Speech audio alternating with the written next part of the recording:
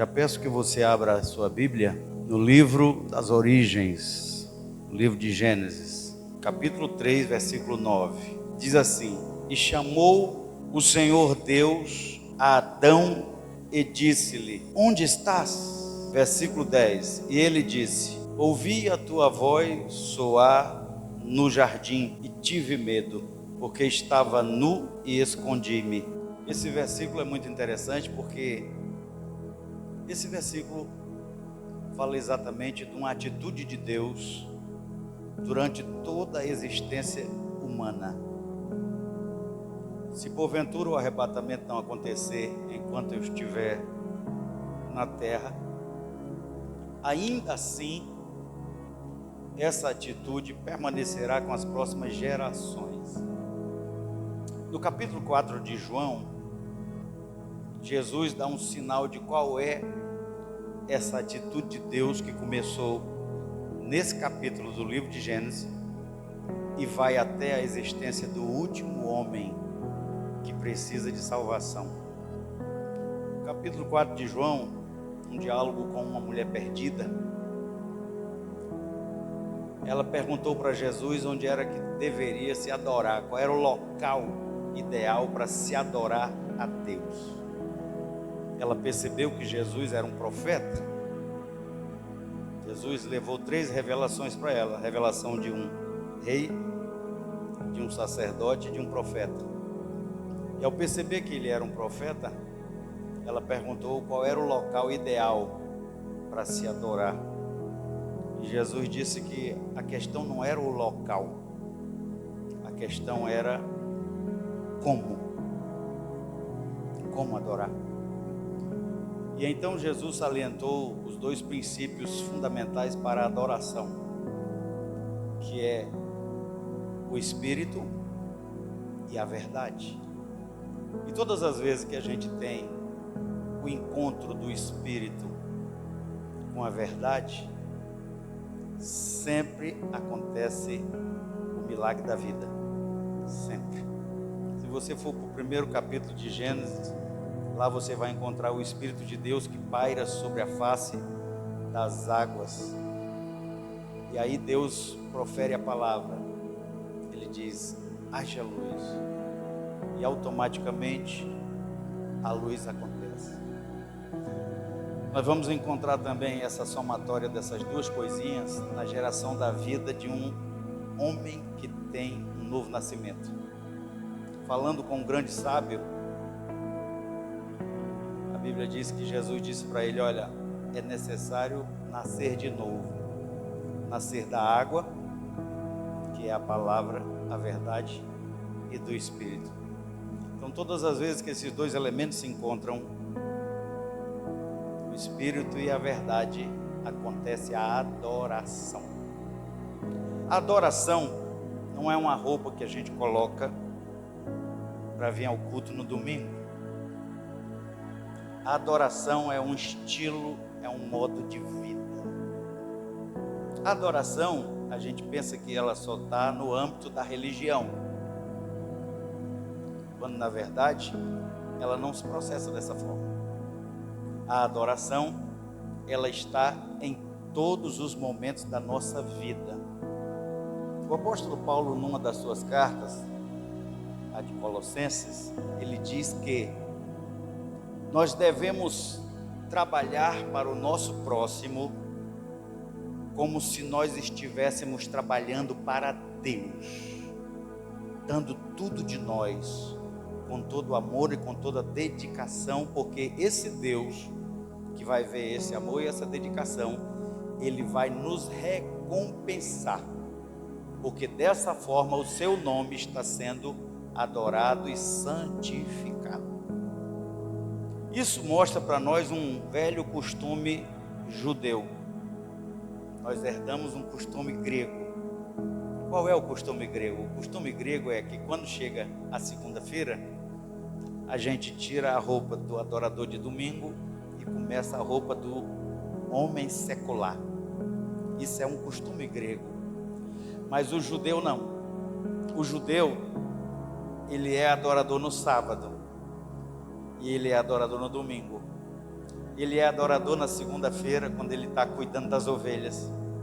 Ele é adorador quando ele está forjando uma espada, ou sentando um tijolo, ou cuidando da casa, ou cuidando do marido, ou seja lá o que ele estiver fazendo, ele é regido pela lei e pela ótica da adoração. Ele adora em todo tempo.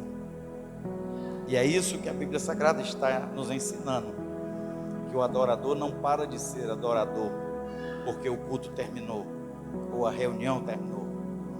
Ele continua sendo adorador em todos os momentos. Eu gosto muito do apóstolo Paulo porque ele começa com muita teologia as suas cartas e termina com aplicação. Ele pega uma porção de teologia, empurra na cabeça da gente nos primeiros capítulos das suas cartas, e geralmente nos 3 últimos capítulos das cartas ele apresenta como aplicar aquilo para a vida. E acerca da adoração ele salienta o seguinte: adore a Deus sendo um bom pai, adore a Deus sendo um bom filho, adore a Deus sendo um bom patrão, adore a Deus sendo um bom empregado, adore a Deus sendo um bom marido, e adore a Deus sendo uma boa esposa. Se nós observarmos esses 6 aspectos, nós completamos tudo que é necessário para a vida em adoração. Agora, eu salientei que no capítulo 4 de João, Deus está com uma atividade que ela se deu no início e vai se dar até o último homem que precisa de salvação. Qual é? Deus está procurando os adoradores. Está lá dito que Deus procura os adoradores. Por que Deus procura os adoradores? Será que é porque um dia os adoradores deixaram de existir? Será que é porque um dia os adoradores entraram em extinção? E esse tipo de gente é exatamente o que Deus precisa que sejamos, para que de fato tenhamos intimidade com Ele. E é sobre isso que eu quero falar. Eu quero falar sobre o primeiro adorador, o primeiro homem que foi constituído na terra como um adorador, e mostrar por que Deus até hoje está procurando adoradores. Eu espero que quando eu terminar essa palavra, você possa se apresentar diante de Deus como um verdadeiro adorador. Você possa dizer para Deus: olha, Deus, não precisa mais o Senhor procurar, porque eu já estou aqui, o Senhor já me encontrou. Já tem alguém que pode dizer isso nesta noite? Diga para ele: o Senhor já me encontrou. Então vamos lá, vamos para dentro da palavra. Está com a Bíblia aberta. Esse versículo é um versículo muito interessante, porque a Bíblia Sagrada diz que quando Deus resolveu criar todas as coisas, criou o universo, criou o mundo, e resolveu criar uma sede administrativa para o mundo. O mundo já era lindo e maravilhoso, e Deus resolveu criar um jardim no Éden. Esse jardim era algo, se o mundo era lindo, esse jardim era esplendoroso. Imagine vocês que as folhas não caíam mais das árvores, naquela época não caíam das árvores, pois elas não murchavam, elas não amarelavam, os galhos não ficavam secos, os frutos não apodreciam, e nem os insetos como praga faziam com que os frutos minguassem na árvore. Era tudo perfeito, nada morria, tudo celebrava a vida. E no meio dessa maravilha da criação, Deus resolveu fazer algo mais sublime. O apóstolo Paulo, quando fala sobre este ato de Deus, ele diz que Deus estava tão inspirado que ele se assemelha a alguém que está compondo uma música muito apaixonado. E olha que um homem apaixonado faz músicas bonitas. Ele celebra esse amor falando de uma mulher amada. E o apóstolo salienta exatamente isso, e disse: olha, quando Deus resolveu criar Adão, resolveu criar o homem, Deus estava inspirado como um poeta, estava compondo uma obra de arte. E eu fico imaginando a hora que Deus chega no jardim e coloca a mão na massa, porque é esse o verbo que é usado no hebraico para falar de um Deus que colocou a mão na terra e resolveu, a partir daquele bocado de barro, formar o ser humano. Imaginem vocês, Deus formando, modelando o ser humano, o carinho que Ele não estava expressando naquele momento. Deus não anda sozinho. Quando você vê a carruagem de Deus lá em Ezequiel, no capítulo de número 1, você vê Deus sentado num carro-trono, porém ao seu lado Ele tem alguns querubins, Ele tem serafins, Ele tem todo um séquito de glória. Então os seus anjos sempre estão presentes quando Deus está presente. Então eu imagino que naquela hora que Deus está com a mão na massa e está modelando os seres humanos, os anjos estão observando e vendo quão lindo é aquele momento de Deus.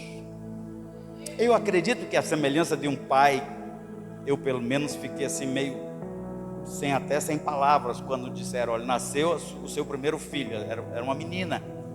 Eu só vi os gritos dela lá para dentro. Depois eu fui me encostar no vidro. Eu fiquei tão surpreso como é que eu poderia, eu e a minha esposa, gerar um ser tão maravilhoso que era a nossa filha, que eu bati a cabeça no vidro. Eu não percebi que tinha um vidro separando eu da salinha dela lá onde ela estava, e eu bati a cara no vidro, mas aquilo parece que não adiantou de nada, porque eu fiquei com a testa grudada no vidro, olhando, imaginando aquele milagre da vida. Uma vez o cidadão perguntou: por que você não chora ou por que você não fica alegre? Eu disse: é porque eu fico assustado, eu fico assim boquiaberto com o milagre da vida. E aí, queridos irmãos, naquela hora em que Deus estava gerando aquele ser, trabalhando aquele ser, modelando aquele ser maravilhoso, que Deus estava expressando a sua alegria, o seu contentamento, que Deus estava sendo um autêntico poeta naquela hora, aqueles seres maravilhosos, arcanjos e serafins, estavam ali contemplando a alegria de Deus. Eu acho que, como eu, Deus deve ter ficado muito impressionado por saber que ali estava em formação um filho. E não tem coisa mais mágica, mais maravilhosa do que gerar um filho, irmãos. É algo extraordinário. Até hoje eu tenho na minha cabeça as cenas. Os meus filhos já estão todos grandes, já foram embora.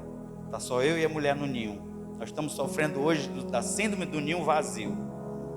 É algo terrível, nós ainda estamos em ajustes. Os meninos resolveram bater asa. Uns já casaram, outros ainda estão. Eu já estou orando pelos netos, apesar de não tê-los. Mas já foram embora. E eu e a mulher estamos nos preparando para ir para perto deles, se é que Deus vai permitir. Então, queridos, filho é algo maravilhoso. Eu costumo dizer, quando dou estudo para casais, que a mulher, ela tem em si um lugarzinho onde Deus opera milagre, e se chama útero. É no útero das mulheres que Deus opera o milagre da vida. Que coisa maravilhosa. Mas o útero não foi de uma mulher, foi da terra. Deus formou o homem do pó da terra. E todo ser criado, preste bem atenção, tudo que você cria, se você for fazer uma obra de arte, se você for fazer um poema, se você for preparar uma canção, você coloca algo de si naquilo que você criou. Eu disse que o filho do Armando era ele, era a cópia dele, porque algo da gente vai para aquele ser que é criado, não é? Quando Deus resolveu criar o homem, Ele concedeu algo de si para o homem. Quando Deus resolveu criar a mulher, e a mulher foi feita de uma forma especial, o homem foi feito do barro, a mulher já foi feita de uma matéria já diferente. A mulher não foi feita do barro, a mulher foi feita da carne viva do homem, sangue, medula, ossos, estavam todos ali na palma da mão de Deus quando sofreram a transformação. O verbo que diz que o homem foi modelado não é o mesmo verbo que fala da mulher. Quando fala da mulher, diz que ela foi construída, não modelada, ela foi construída. É como que ele botasse aquele pedaço de carne e osso na sua mão, e a partir dali houvesse uma divisão celular, e a mulher surgisse na palma da sua mão. Diferente do homem, a matéria-prima já estava bem avançada. Então, quando Deus construiu o homem, criou o homem, construiu a mulher, Ele concedeu ao homem o seu sopro, o seu fôlego. Preste bem atenção, a gente só tem noção do fôlego porque a gente primeiro chupa o oxigênio para dentro do pulmão, é ou não é? Ó, Aí eu posso então soprar. Se eu não respirar, se eu não encher os meus pulmões de ar, eu não consigo soprar. Só que Deus não precisa do ar. Deus não precisa do ar que nem a gente. Significa que o que saiu, saiu de dentro dele, essência dele. Então o sopro não precisou Deus encher os pulmões. Deus não pegou algo de fora para poder soprar vida no homem. Deus soprou algo de dentro dele e concedeu ao homem o fôlego de vida. E a Bíblia diz que ele passou a ser alma vivente. Deus sempre dá algo dele para nós. Cada um de nós que estamos aqui nesta noite, recebemos algo da parte de Deus para estarmos aqui. Bendito seja o nome do Senhor. Deus sopra, o homem vive. Eu vou correr. Estou introduzindo o que eu quero pregar. Deus sopra, o homem torna-se alma vivente. Eu imagino na hora que o homem abre os olhos. Preste bem atenção. Os cientistas hoje analisam as pedras, analisam tudo que foi criado, as galáxias, e dizem: olha, o mundo tem trilhões de anos. As galáxias têm trilhões de anos. Só que quando Deus criou Adão, Deus não criou Adão como uma criança, para dali ele começar a correr, engatinhar, começar a correr, e Deus começar a tratar ele como eu tratei meu filho, como essa criança está sendo tratada, para poder crescer e ser um adulto. Não. Quando Deus fez Adão, já fez Adão adulto. Já era grandinho, e bem grandinho. Os estudiosos dizem que possivelmente Adão tinha 5 metros de altura. Imagina a mulher desse cidadão, uma mulher grande e bonita. Eram seres perfeitos, não havia doença. Eram seres preparados por Deus, gigantes. A tradição judaica diz que quando foi para fazer a cova de Eva, Adão cavou com as próprias mãos. E a cova que ele cavou se transformou numa caverna chamada Cova de Macpelá, onde Abraão também sepultou Sara e está lá sepultado. Então, tão grande era Adão. Queridos irmãos, eu imagino que quando Adão abriu os olhos, a primeira visão que ele teve foi do Pai. Como ele já nasceu adulto, ele pôde dizer esta palavra. Ele pôde dizer: Pai. A gente fica na briga, né? Quando chega numa certa idade desses meninos, a gente fica na briga com a mulher para saber quem vai ele chamar primeiro. Dos 3 eu consegui só um. O restante tudo foi, a preferência foi dizer mãe. E eu, pai. Eu acho que não era nem pai, era por causa da papa, né? Aí papa, pai, dá certo. Mas aí eu cheguei e disse: olha, me chamou de papai primeiro do que chamou de mamãe. Isso enche o coração da gente de tanto orgulho. Saber que chamou a gente de papai. É muita bênção. É ou não é? Ou será que só eu tive esse privilégio? Tem mais alguém aqui? Cadê? Os homens, só os homens. As mulheres, eu sei que as mulheres ganham de lavada nesse negócio, né? Então, gente, isso é maravilhoso. Isso enche o coração da gente de uma alegria. E essas alegrias somadas caracterizam o que nós chamamos de felicidade. Eu acredito que Deus ficou feliz naquela hora em que Adão disse papai. Ele abriu os olhos, viu aquele ser sublime, e de fato era. Romanos diz que quando o Espírito Santo entrou dentro de nós, nos devolveu algo que nos foi tirado, a filiação. Por isso nós podemos olhar para ele e dizer Abba, traduzido, Pai, porque a filiação nos foi tirada lá do pecado. Preste bem atenção. Quero levar você para os momentos sublimes naquele jardim. Os momentos em que Deus chegava. A Bíblia dá detalhes sobre isso. Um versículo anterior ao versículo de número 9, Adão está narrando, está dizendo o seguinte, ó: ouviram a voz do Senhor Deus, que passeava no jardim pela viração do dia. Deus passeava no jardim pela viração do dia. E escondeu-se Adão e sua mulher da presença do Senhor Deus entre as árvores do jardim. Aqui a gente já tem uma ideia de que constantemente Deus ia ter um encontro com o homem. Tem algumas coisas aqui na tradução em português que não estão bem traduzidas. Eles fizeram força. Mas a palavra aqui, viração do dia, no original é Ion Ruá. Ion é dia, Ruá é vento. Deviam ter colocado aqui, quando o vento sopra, naquela hora em que o vento sopra. Eu vou explicar para você por que o vento soprava. Todas as vezes que Deus vinha ter com o homem, era o momento da adoração. Era um momento sublime. O homem, criado como ser inteligente, trabalhava no jardim. Alguns dizem, esse negócio de trabalho não é de Deus não, pastor. Não foi Deus que criou não, foi o pecado. Mentira. A Bíblia diz que Deus entregou a chave da administração do mundo para Adão, fez um escritório para ele e ainda diz assim, cuide de tudo isso aí, faça bonito, domine sobre tudo. Deus entregou o trabalho para o homem. Naquele dia, quando nós estivermos com ele, pensa você que nós não vamos trabalhar? Não brinca, pastor.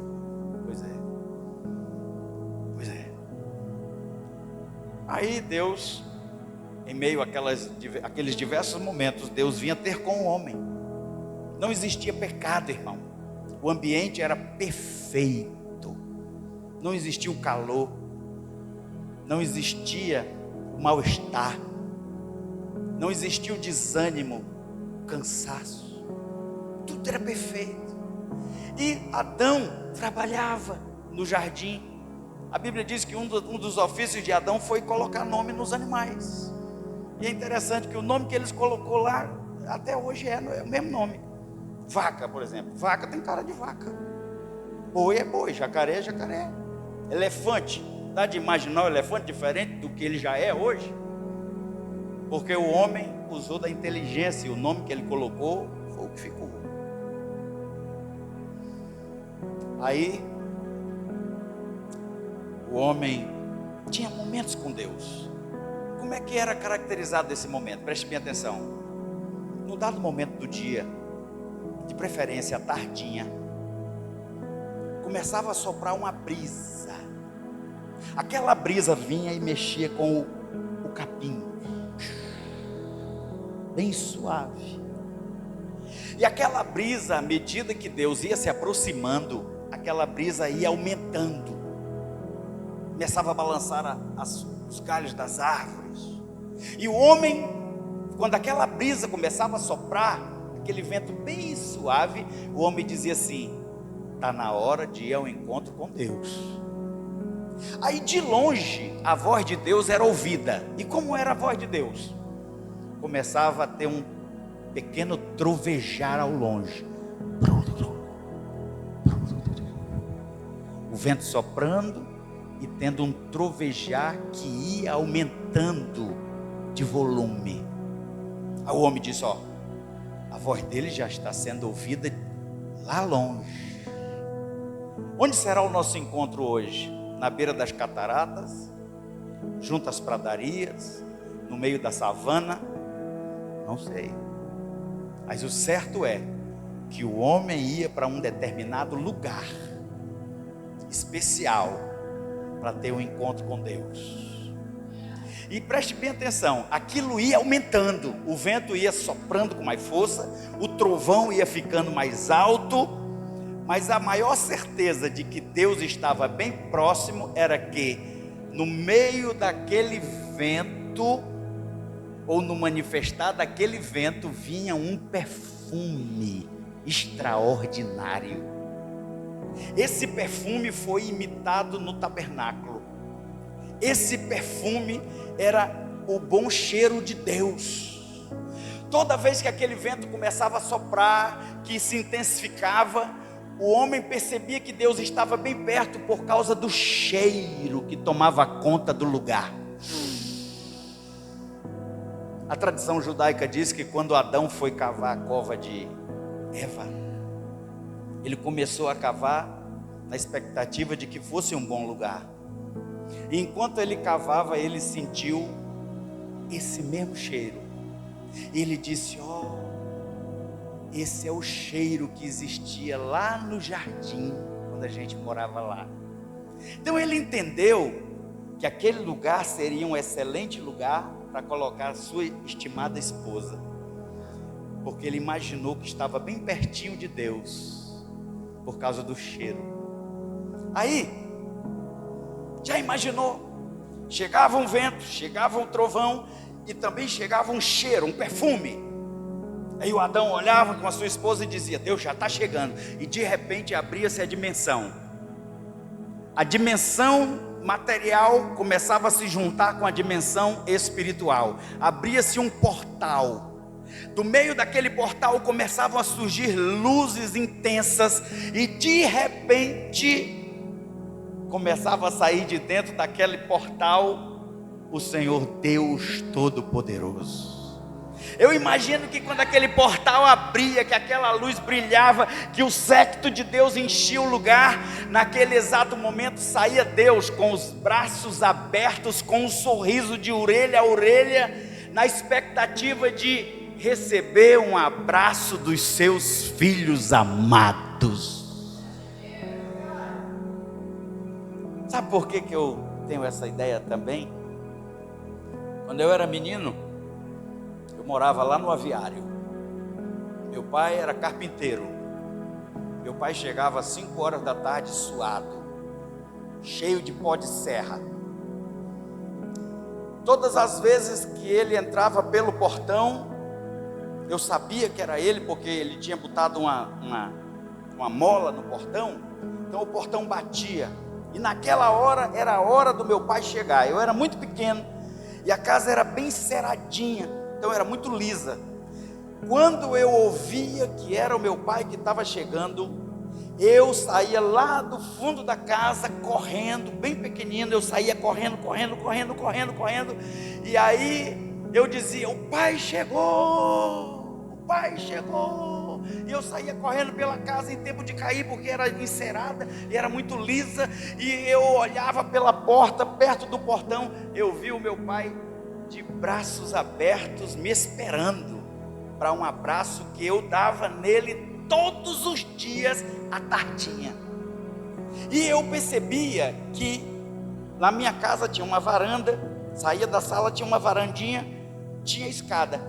Eu percebia que o meu pai dava um passo para trás e continuava de braços abertos. Então entre a varanda e o meu pai tinha um espaço vago, que se eu não tomasse algum jeito, eu ia me arrebentar na escada.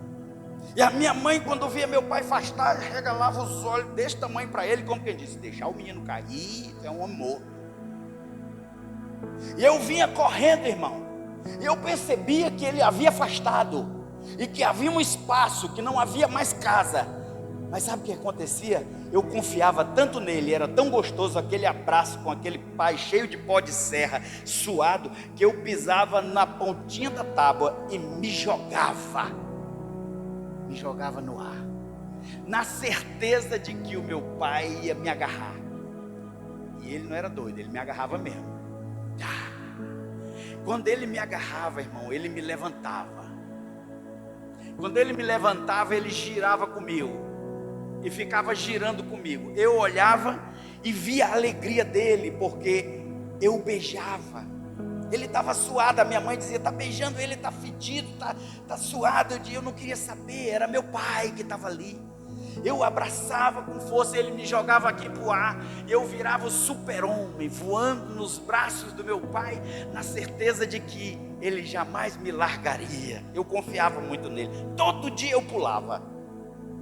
Agora eu não sei como, irmão, mas eu ficava sorridente, olhando para o tempo.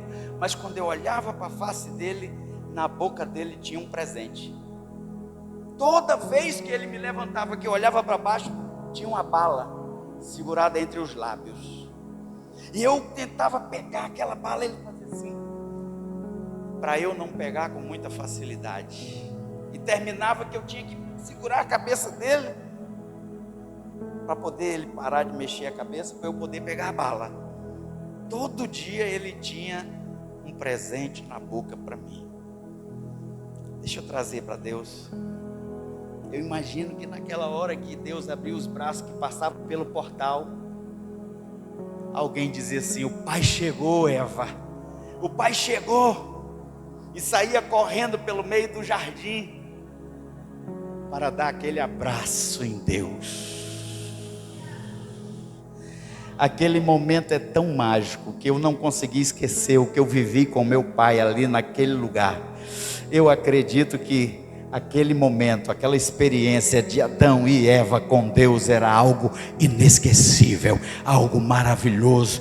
Poder correr até os braços de Deus, se abraçar com Ele, voar com Ele, confiar nele, olhar para a face dele e dizer: Pai, que bom estar contigo, que bom sentir o teu cheiro, que bom sentir o teu abraço. E eu acredito que naquela hora o pai também sentiu o mesmo prazer de estar abraçando o seu filho. E eu acredito que quando Adão olhava para a face de Deus, tinha uma bala na boca de Deus. Todo dia era assim. Todo dia, como acontecia comigo, era assim. Um dia eu tive um filho. Todo homem quer ter um filho varão. Primeiro vem uma menina, aí vem um menino no meio. Ai, eu fiquei muito feliz. Todo dia que eu chegava do trabalho, eu chegava cansado.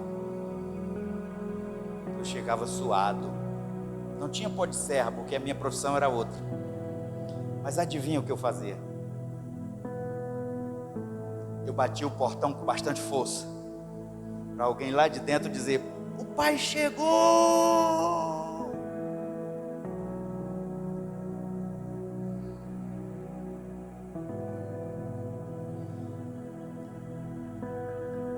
Aí eu via ele vindo correndo pelo meio da casa. Eu lembrava a minha cena. Meu filho vinha correndo, eu afastava. Era uma calçada assim, tinha uma escadinha, eu afastava. A minha mulher já me olhava com uma cara desse tamanho. Se deixar o menino caído, é um homem morto. Aí aquele menino vinha correndo assim, fazia assim, ó. Eu agarrava ele no ar. Eu passeava com ele no vento.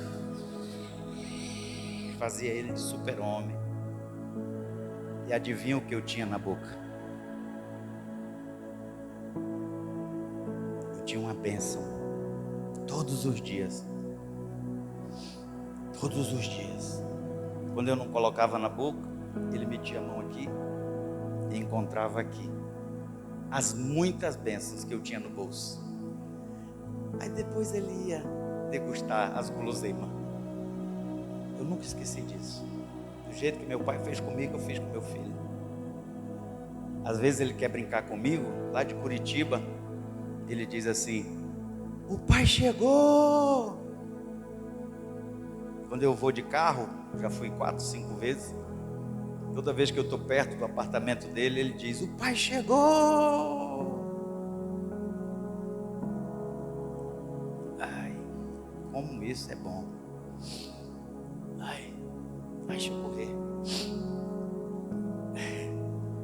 Eu me emociono todas as vezes. Se eu me emociono, imagina Deus. A gente chora, não é de tristeza, é de felicidade, porque são momentos bons. Eu imagino que naquela hora, quem sabe, uma lágrima de felicidade molhava a face divina, por causa daquele filho amado. Todos os dias, aquele filho dizia: o pai chegou, o pai chegou. Mas aí, um certo dia, o vento soprou, se intensificou, o trovão começou a fazer barulho e aumentar a sua voz. O cheiro começou a tomar conta do lugar. O perfume tomou conta do lugar. O vento estava forte, o trovão estava forte, e o perfume estava dando sinais de que o portal já ia se abrir. E de repente o portal começou a se abrir mesmo. As luzes da eternidade começaram a brilhar, e de repente Deus sai de dentro daquele portal de braços abertos, com um sorriso no rosto. mas Adão e Eva não estavam ali. Como foi frustrante para Deus perceber que ele não ouviu. O Pai chegou. Ele já não recebeu mais aquele abraço, seu abraço ficou no vazio. Ficou de braços abertos, esperando que o filho corresse de algum lugar, porque poderia estar brincando do esconde-esconde, né?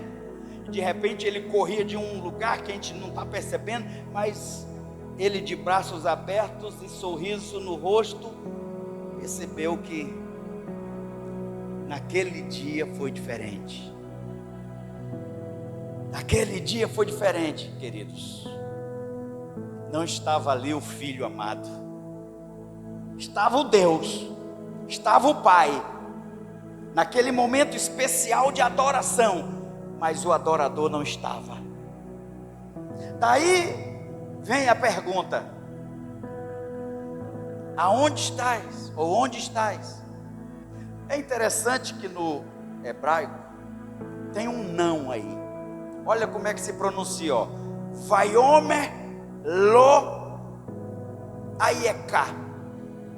Vaiomer disse, lo é não. Toda vez que você encontra lo no hebraico é não. Não. Mas quando a gente olha para o texto aqui, não tem um não. Aqui só diz assim, onde estás? Porque o real sentido da pergunta é assim, ó. Por que você não está no lugar que deveria estar? Essa é a real pergunta que Deus faz. Por que você não está aqui, na minha presença? O que foi que te seduziu, que te arrancou desse lugar tão especial? Que tirou você desse momento especial, desse momento ímpar, de tu se encontrar comigo? Por que você não está aqui? Deus sentiu falta de Adão. Deus sentiu falta de Eva naquele dia. Naquele primeiro momento, pastor Armando, Deus sentiu algo que eu e você, que nós sentimos. Deus sentiu solidão. E Deus percebeu o desprezo. Deus foi desprezado pelo adorador. E a solidão tomou conta do coração de Deus naquele momento. Solidão não é fácil, né, gente? Solidão é terrível. Eu costumo dizer para minha esposa, eu disse, olha, se nós não formos arrebatados, se eu morrer 5 minutos depois, te prepara, porque eu vou puxar no teu pé. Tu não vai ficar aí não. E se tu for primeiro, já sabe, puxa o meu, porque eu não vou aguentar ficar nesse mundo sem você. Eu amo tanto aquela mulher, eu sou arriado os 4 pneus step por ela. Se ela for embora primeiro do que eu estou frito. Vou ficar sem rumo. Uma solidão terrível. Miserável de um cachorro velho pirento no meio do mundo. Deus sentiu solidão pela primeira vez, porque o adorador não estava ali. Aí ele disse, onde estás? Olha a desculpa do amarelo. Ouvi a tua voz soar no jardim quando o vento soprou no finalzinho da tarde. É o versículo de número 10. Mas eu tive medo. Eu tive medo e me escondi entre as árvores. O homem nunca tinha tido medo. O homem nunca tinha tido medo de Deus, mas agora ele estava com medo. Quando ele deixa de ser adorador, porque ele dá lugar à desobediência, a primeira coisa que vem é que ele tem uma má impressão do seu pai. A segunda coisa que vem é que ele tem medo desse Deus que é tão grande. Ele tem medo, a ponto de se camuflar no meio do jardim entre as árvores. Aquele que foi feito à imagem e semelhança de Deus, a quem Deus se orgulhava de ter criado, agora estava querendo se parecer com árvores, porque estava com medo de Deus. Olha o ridículo dessa cena. Parecer com árvores, quando que ele era parecido com Deus. Os estudiosos dizem que o homem era revestido por uma luz tão linda, que quando ele peca, isso vai embora. Por isso ele percebe que está nu, porque aquilo lhe servia de cobertura, aquela glória de Deus na sua vida lhe servia de cobertura, de vestimenta. Mas quando ele desobedece, aquilo vai embora. E o homem começa a perceber a realidade da besteira que ele fez. E a primeira coisa que foi embora nisso tudo foi a intimidade com Deus. Você está com pena de Deus? Pois é. Nossos pais fizeram isso. Mas ao longo do tempo, todos os homens nascidos de Adão nasceram com esse desejo de ficar longe de Deus. E Deus viu isso porque Ele conhece todas as coisas. Ele conhece o passado, presente e futuro. Ele é onisciente. Ele viu que os homens não iam adorá-lo. Ele viu que ele tinha que tirar o homem do benefício do jardim. Deus então expulsa o homem do jardim. O jardim fica para trás. Mas Deus sabia que o homem precisava de uma coisa para ele poder sobreviver. E o que era, pastor? Deus sabia que o homem precisava de uma promessa, que ele pudesse se agarrar, na certeza de que um dia, aquele momento de intimidade, de comunhão, de adoração com Deus, poderia voltar a acontecer. O homem perde o jardim, o homem perde a glória, o homem perde a filiação, o homem perde a honra, o homem perde a dignidade, o homem perde a autoridade, mas o homem sai com uma promessa no seu coração. Está lá em Gênesis 3,15: da semente da mulher nascerá um que vai esmagar a cabeça da serpente. Isso ardeu no coração de Eva, isso ardeu no coração do homem. Ardeu. Teve um momento da história do homem em que essa promessa ficou por um fio de cabelo. Quase que o diabo arrancava de uma vez por todas. O não cumprimento dessa promessa ia ser uma realidade. Por um fio de cabelo. Mas ainda assim, tinha alguém que, mesmo não prestando, mesmo tendo mentira, adultério, poligamia, briga dentro da família, tinha alguém que insistia em querer que a promessa fosse uma realidade na sua vida.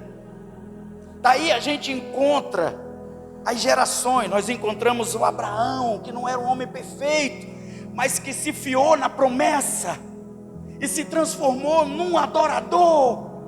A Bíblia diz que Deus vinha ter com ele de noite e dizia: olha para o céu, conta as estrelas do céu, olha para a areia, conta as areias, os grãos da areia. Isso daqui é o que eu vou fazer com toda a tua casa. Em ti serão benditas todas as famílias da terra, só porque você está dando valor a essa comunhão comigo. E ele ensinou Isaac. Isaac se transformou num adorador. Ensinou Jacó. Jacó ensinou os patriarcas. Tinha uns que não prestavam para nada, mas ainda assim Deus olhava e dizia: há esperança, eles estão acreditando, eu vou dar promessas. E Deus fez promessas à casa de Judá. Da casa de Judá Deus saiu puxando uma linhagem real. E de repente ele faz uma promessa extraordinária no livro do profeta Isaías. Ele diz: de uma moça virgem nascerá o Emanuel, o Deus que será conosco novamente. E a Bíblia diz: na plenitude dos tempos, nascido de mulher, nascido sobre a lei, veio Cristo Jesus. Xalabacanta nevaraia. Era Deus dizendo: ainda estou à tua procura, ainda estou buscando adoradores, ainda eu não desisto de você, eu estou à tua procura. A hora que você resolver voltar para mim, você vai se caracterizar para ser um autêntico adorador. E quem se coloca na posição para adorar, vai perceber a brisa do Espírito Santo movendo o lugar. Quem se coloca na posição para adorar, vai perceber a voz de Deus se intensificando, e vai perceber o bom cheiro de Cristo Jesus na hora da comunhão. Independente do lugar aonde se encontre, se é dentro de uma choupana, se é dentro de uma tenda, se é dentro de um palácio como Salomão e Davi, se é dentro do ventre de um peixe, da barriga de um peixe, se é dentro de uma caverna como que se encontrava Davi algumas vezes e Elias, seja onde for, quando este filho resolver dizer: o pai chegou, o pai vai estar lá de braços abertos para oferecer um momento único e extraordinário para o filho. Aleluia! Aí eu fico com essa minha cabeça de descendente cearense, entendendo por que Jesus morreu de braços abertos.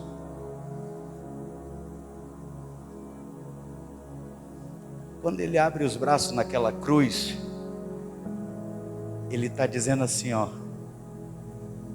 eu ainda estou aqui. O Pai ainda está acessível para ti. Não existe véu que possa impedir você de correr até o Pai. Não existe nada que possa atrapalhar você de voltar a ter aquela comunhão do Éden. Porque o Cristo está de braços abertos, ligando a dimensão do céu com a dimensão da terra e dizendo: o Pai está aqui. Quantos estão sentindo a presença dele? Levanta a mão e dá glória a Deus aí. Diga para ele: obrigado, Jesus.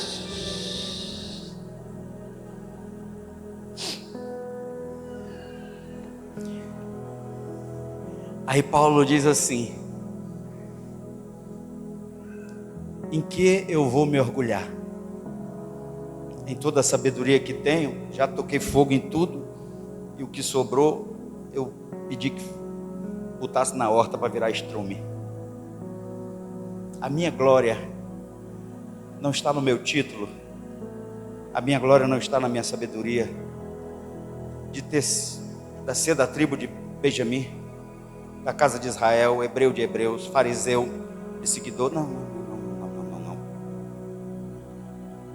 Se eu vou me gloriar na cruz. Lá naquela cruz. Naquela cruz onde ele está de braços abertos, eu vou para lá todo dia. Porque todo dia é dia de adorador. Agora eu entendo por que ele foi procurar uma mulher pecadora, meio-dia em ponto, junto ao poço. Isso aqui é objeto de outra pregação. Junto ao poço de Jacó. Aquela mulher não valia o que gato enterrava. Pecadora, pistoleira, trocava de marido como quem troca de roupa, num vilarejozinho do tamanho do Bujari. Devia ser bonita. Olha aí, dizendo para eu parar. Devia ser bonita, mas era terrivelmente pecadora. E eu fui perguntar para Jesus: por que o senhor foi atrás daquela pecadora? Por que o senhor foi atrás daquela mulher terrível? Sabe o que foi que ele me respondeu, Armando? Disse: por que eu fui atrás de você, pecador? Por que eu fui atrás de você, homem terrível? Se tu foi atrás de mim, porque tu me amou. Se eu fui atrás dela, porque eu a amei. Não foi pelo mérito dela, não, porque pelo mérito ninguém chegava a Deus. Se for pelo mérito, nenhum de nós que aqui estamos chega a Deus. Mas nós estamos aqui porque Ele nos amou primeiro. Bendito seja o nome do Senhor. Ele nos amou primeiro. Aí Ele consegue transformar aquela mulher pecadora numa missionária. Ele ganhou uma mulher, e a mulher ganhou uma cidade. Jesus é assim. Jesus atravessa o mar da Galileia, chega em Gadara. Ele ganha um gadareno. O gadareno ganha 10 cidades para Jesus. Olha o potencial daquele endemoniado. Se o endemoniado daquele tinha um potencial, imagina tu que nunca foi, sempre criado no lar cristão, uma bênção de Deus. O endemoniado ganhou 10 cidades, o potencial do cara. Imagina você. Imagina você. Imagina você, que nasceu no lar cristão. Tudo isso,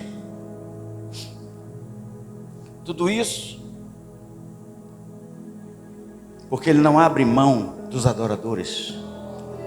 Me ajude, aponte para essa pessoa que está aí do lado e diz assim: Ele está à tua procura. Pergunte para ele assim: Ele te acha hoje? E como é que eu faço para Ele me achar? Como é que você faz para ser achado? Você começa a levantar a mão e dizer assim: eu estou aqui. Não é assim que a gente quer ser achado? Quem pode levantar a mão para Ele e dizer: eu estou aqui? Diz para Ele: Pai, eu estou aqui.